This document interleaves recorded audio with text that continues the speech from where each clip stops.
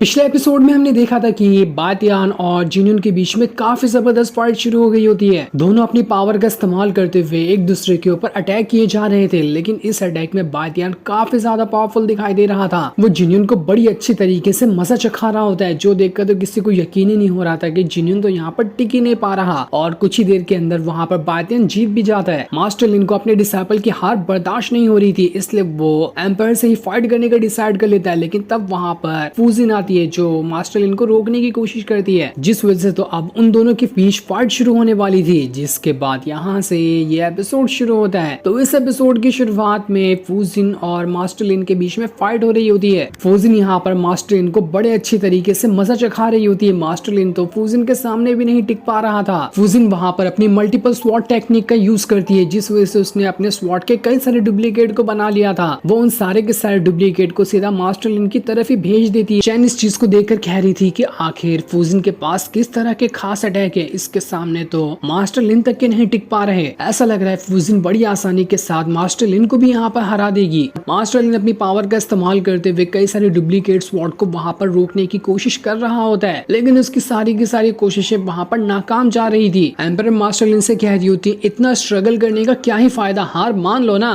तुम तो यहाँ पर फूजिन तक के फाइट करने की वजह से नहीं जीत पा रहे, तो तुम मुझसे फाइट करने के लिए कैसे आ रहे थे? जिस तरह के कमजोर तुम्हारे डिसाइपल है ना, तुम्हारे पास भी कुछ खास पावर नहीं है, तुम भी उसी तरह के कमजोर हो। तो मेरे ख्याल से तुम्हें इतना स्ट्रगल करते हुए खुद पे प्रेशर डालने की कोई जरूरत नहीं है। यहाँ पर सीधे सीधे अपनी हार मान लो। फूजिन लगातार अपने स्वॉर्ड की तादाद को बढ़ाते जा रही थी। वो वापस से अपनी स्वॉर्ड को मास्टर लिन की तरफ भेज रही होती है। मास्टर लिन तो स्वॉर्ड से लड़ते हुए थक चुका था। उसे तो समझ ही नहीं आ रहा होता है कि आखिर ये कौन से पिटारे के अंदर से इतनी सारी स्वॉर्ड बाहर निकाल रही है। मास्टर लिन को समझ आ चुका था कि शायद मैं यहाँ पर फूजिन का मुकाबला नहीं कर पाऊंगा, इसलिए वहां से उड़ने का डिसाइड करता है। ऐसा लग रहा था कि वो बचकर यहाँ से भागने की कोशिश कर रहा है। इस चीज को देखकर बाइडेन कहता है, अच्छा बच्चे, तो तुम यहाँ से भागना चाहते हो? ऐसा तो मैं होने नहीं देने वाला। ये फाइट तो यहाँ पर तुम्हें करके ही जाना है, चाहे तुम इस फाइट के दौरान जिंदा बचो या फिर मर जाओ, मुझे उससे फर्क नहीं पड़ता। बाइडेन अपने स्वॉर्ड स्लैश टेक्निक का इस्तेमाल करते हुए एक बहुत ही खतरनाक अटैक मास्टर लिन के ऊपर कर देता है। मास्टर लिन जैसे इस अटैक को रोकने की कोशिश कर रहा था, फूजिन को ये मौका बहुत अच्छा लगता है, इसलिए जैसे मास्टर लिन का ध्यान भटकता है, फूजिन अचानक से उसके पीछे आ जाती है और पीछे आने के बाद उसने अपनी स्वॉर्ड सीधा मास्टर लिन के कंधे से घुसाते हुए आर पार कर दिया था। इस वजह से मास्टर लिन की जान तो नहीं जाती, लेकिन वो वहां पर बहुत ही ज्यादा इंजर्ड हो चुका था। सारे लोग वहां पर हैरान रह चुके थे कि इस फूजिन ने तो मास्टर लिन को हरा दिया, ये तो कमाल ही हो गया। फूजिन के पास न जाने कितनी ज्यादा पावर होगी, इसके सामने तो कोई भी नहीं टिक पा रहा। मास्टर लिन यहाँ पर अपने डिसाइपल को लेकर आए थे। जब उनके डिसाइपल एम्पायर के कमजोर डिसाइपल को नहीं हरा पाए, तो उन्हें क्या लग रहा था कि वो यहाँ के सबसे नंबर 1 डिसाइपल जो कि फूजिन है उसे हरा देंगे। ऐसा तो कभी नहीं होने वाला था। बहुत मजा आया यहाँ पर मास्टर लिन की बेइज्जती होता हुआ देखकर। एम्पायर मास्टर लिन से कह रही होती है, आप तो मानते हो ना कि तुम यहाँ पर हार चुके हो, तो बताओ अपने कौन से डिसाइपल को यहाँ पर गिरवी रखना चाहते हो? जल्दी जल्दी बताओ, मुझे ज्यादा देर तक के इंतजार करने की ना आदत नहीं है। मास्टर लिन कह रहा होता है, ठीक है, मैं यहाँ पर अपनी हार मानता हूँ और तुम्हें अपने सेट की खास चीज भी दे दूंगा, लेकिन मैं ये नहीं कर सकता कि अपने किसी डिसाइपल को यहाँ पर गिरवी रखूं। ये मेरी शान में शोभा नहीं देता। मेरा कोई भी डिसाइपल आज तक कभी गिरवी नहीं रहा है, तो आज भी नहीं रहेगा। एम्पायर कह रही होती, देखो यहाँ पर बात तो पहले से ही हो चुकी थी कि तुम्हें किसी न किसी डिसाइपल को तो गिरवी रखना ही है, इससे जल्दी से किसी डिसाइपल को यहाँ पर गिरवी रखो, अपने सेट की खास चीज यहाँ पर लेकर आओ और इसके बदले डिसाइपल को ले जाना। तब चेंज होती है, एम्पायर के सामने आती है, उनसे कह रही होती है, मैं यहाँ पर गिरवी होने के लिए तैयार हूँ, आप मुझे एज अ हॉस्टेज यहाँ पर रख सकते हैं, मुझे इससे कोई आपत्ति नहीं है। जो देखकर मास्टर लिन एम्पायर से कह रहा होता है, वो तो यहाँ पर चैन ने मान लिया, लेकिन मैं नहीं मानने वाला था। देख लेना, अगर चैन को एक खरोच भी आई ना, तो मैं तुम्हारे पूरे के पूरे सेट को बर्बाद कर दूंगा। इस बार तो मैं अकेला आया था, अगली बार मैं अपने और भी साथियों को लेकर आऊंगा जो तुम्हें नहीं छोड़ेंगे, इसलिए चैन के ऊपर एक खरोच तक नहीं आनी चाहिए। जिस पर एम्पायर कह रही होती है, ये तो तुम्हारे ऊपर ही डिपेंड करेगा, तुम अपने सेट की खास चीज लेकर आ जाओ, तब तक कि मैं अपना प्रॉमिस निभाती हूँ कि चैन को यहाँ पर एक खरोच तक नहीं आएगी। लेकिन अगर तुम अपना प्रॉमिस निभाने से चूक गए, तो उसके बाद चैन का क्या होगा वो तुम सोच भी नहीं सकते। जिसके बाद मास्टर लिन वहाँ पर एग्रीमेंट भी साइन करके दे देता है कि हाँ, मैं अपने सेट की खास चीज लाकर तुम्हें दे दूंगा। और उस एग्रीमेंट को लेने के बाद एम्पायर मास्टर लिन से कह रही होती है, ठीक है, अब तुम यहाँ से जा सकते हो। जितनी जल्दी तुम अपना प्रॉमिस निभाते हुए यहाँ पर वापस आ जाओगे, उतनी जल्दी तुम चैन को यहाँ से लेकर जा सकते हो। इसलिए मास्टर लिन गुस्से में अपने डिसाइपल के साथ वहाँ से चला जाता है। उसके जाने के बाद एम्पायर जो होती है फूजिन और बातियान से कह रही होती है, तुम दोनों ने आज यहाँ पर कमाल ही कर दिया,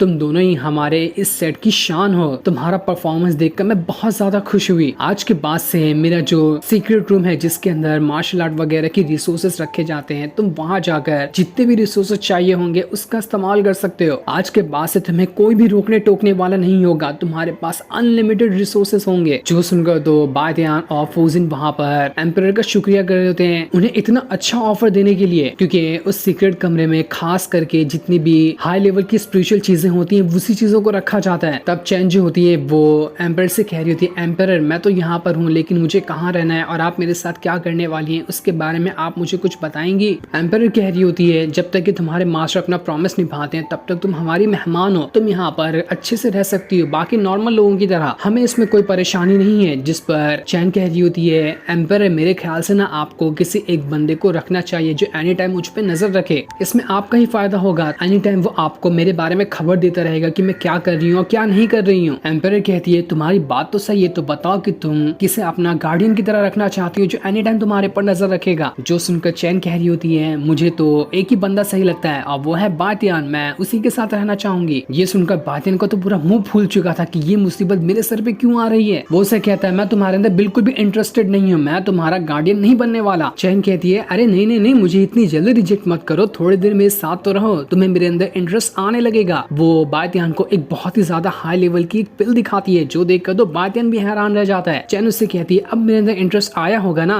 तो बताओ क्या तुम मेरा गार्डियन बनना चाहोगे। तभी बातियान कहता है, धत मेरे को नहीं चाहिए कोई भी पिल, मैं तुम्हारा गार्डियन बनने के लिए तैयार नहीं हूँ। एम्परर चैन से कह रही हो, तुम्हें खाली यहाँ पर बातियान ही क्यों पसंद आ रहा है, यहाँ पर तो और भी लोग हैं ना, उसे अपना गार्डियन बना लो, तुम बातियान के बीच में ही जा रही हो। जिस पर चैन कहती है, इसलिए क्योंकि मुझे ये बातियान बहुत ही ज्यादा हैंडसम लग रहा है। वो उसे पकड़ लेती है। बातियान कह रहा था, अरे हट जाना यहाँ से, छोड़ दो मुझे, तुम क्या कर रही हो ये। जिसके बाद जबरदस्ती उसे साइड करते हुए वहां से चला जाता है। अब रात को बातियान अपने कमरे में अपना कल्टीवेशन कर रहा होता है, लेकिन तभी उसे ऐसा लगता है कि उसके दरवाजे पे कोई दस्तक दे रहा है। वो जैसे दरवाजा खोलता है उसके सामने चैन खड़ी होती है, जिसे देखकर बातियान कहता है, ये आफत की पुड़िया वापस यहाँ पर आ गई। चैन कहती है, मैंने एम्परर को मना लिया, वो मान चुके हैं कि तुम मेरे गार्डियन बनोगे, इसलिए अब से मैं तुम्हारे साथ ही रहूंगी, तुम्हारे ही कमरे के अंदर, तो चलो साइड हो जाओ, मुझे अंदर आने की जगह तो दो। बातियान कहे, मुझे नहीं मानना एम्परर की बात, मैं तुम्हें अपने साथ नहीं रख सकता, इसलिए चली जाओ यहाँ से। चैन कह रही होती है, अरे रुक जाओ, मैं तुम्हें यहाँ पर एक चीज दिखाती हूँ जिसे देखने के बाद तुम मुझे अपने साथ रखने के लिए मान जाओगे। वो वापस से उसे हाई लेवल वाला वही पिल दिखाती है जो कि असल में पिल नहीं बल्कि उसके अंदर एक बहुत ही पावरफुल स्वॉर्ड टेक्निक है। उसे देखकर बातियान कहता है, ये तो बहुत ही खास ट्रेजर है, आखिर ये तुम्हें कहाँ से मिला। चैन कहती है, आ गया ना तुम्हें मेरे अंदर इंटरेस्ट, चलो हटो, मुझे कमरे के अंदर जाने दो।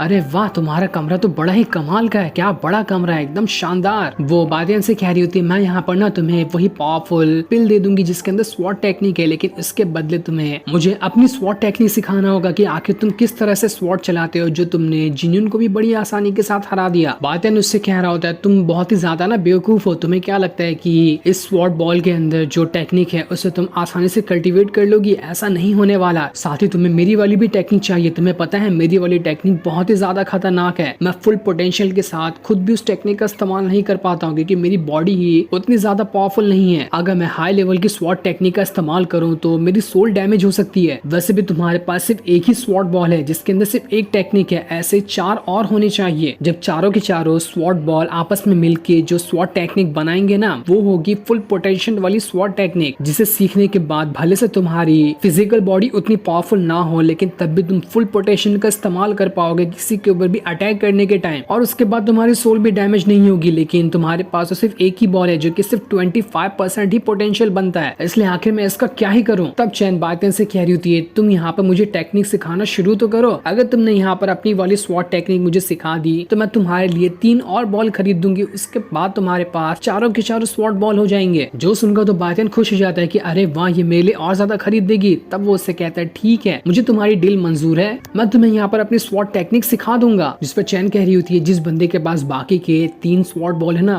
वो बहुत ही ज्यादा खड़ूस किस्म का आदमी है, वो जल्दी अपने स्वॉर्ड बॉल को नहीं बेचने वाला, अगर वो नहीं बेचेगा तब तुम क्या करोगे। जिस पर बातियान कह रहा होता है, चलो मुझे तुम वहाँ पर ले तो जाना, मैं उसे मना लूंगा स्वॉर्ड बॉल बेचने के लिए, तुम उसकी टेंशन मत लो। तब चैन कह रही थी, ठीक है, हम कल सुबह ही उस बंदे के पास जाने के लिए निकल जाएंगे, लेकिन तुमने मुझे वादा कर लिया अगर उस बंदे ने अपनी बाकी की 3 बॉल को बेचा या नहीं बेचा, लेकिन तब भी तुम्हें अपनी स्वॉट टेक्निक मुझे सिखानी होगी। जिस पर बातियन कह रहा होता है ठीक है मैं तुम्हारी ये शर्त मानता हूँ, लेकिन अगर उस बंदे के पास स्वॉट बॉल नहीं हुई ना तब देख लेना मैं तुम्हारी बहुत बुरी हालत करूंगा। जिस पर चैन कह रही है ठीक है मैं भी तुम्हारी बात मान लेगी, तो बताओ कि मैं कहाँ पर सोऊं, क्या तुम भी मेरे साथ एक ही बेड पे सोना चाहोगे क्या? क्योंकि अगर मैं किसी और के बेड पे सोऊं तो हो सकता है कि वो बंदा मेरे साथ कुछ गलत भी काम कर दे। जिस पर बातियन कह रहा होता है तुम्हें डर नहीं लगता कि मैं अगर तुम्हारे बाजू में सोऊंगा तो मैं भी वैसी हरकत कर सकता हूँ? जिस पर चैन कह रही होती है नहीं तुम तो बहुत ज्यादा हैंडसम हो, तुमने अगर वैसी हरकत की तो भी वो मेरे लिए एम्बेरसमेंट फील नहीं कराएगा, बल्कि वो तो मुझे अलग ही एंजॉयमेंट देगा। बातियन कहना होता है देखो मुझे यहाँ पर वैसा लड़का मत समझो, मैं जा रहा हूँ दूसरी जगह सोने के लिए, तुम यहीं पे सो जाओ तब तक कि मुझे तुम अपना एक स्वॉट बॉल ही दे दो जो तुम्हारे पास है। जिसके बाद चैन अपना वो स्वॉट बॉल देने के बाद बहुत ही अलग ही पोजीशन में वहां पर लेट जाती है और बातियन से कह रही होती है देखो मुझे फर्क नहीं पड़ेगा अगर तुम मेरे बाजू में आकर सो जाते हो तो। बातियन कह रहा होता है अपना मुंह बंद करो, जिसके बाद अपनी पावर का इस्तेमाल करते हुए सामने एक पर्दा लगा देता है ताकि वो चैन को ना देख सके, क्योंकि बातियन ठहरा सख्त लौंडा। जो सीन दिखाते ही ये एपिसोड यहीं पर एंड हो जाता है। Thanks for watching.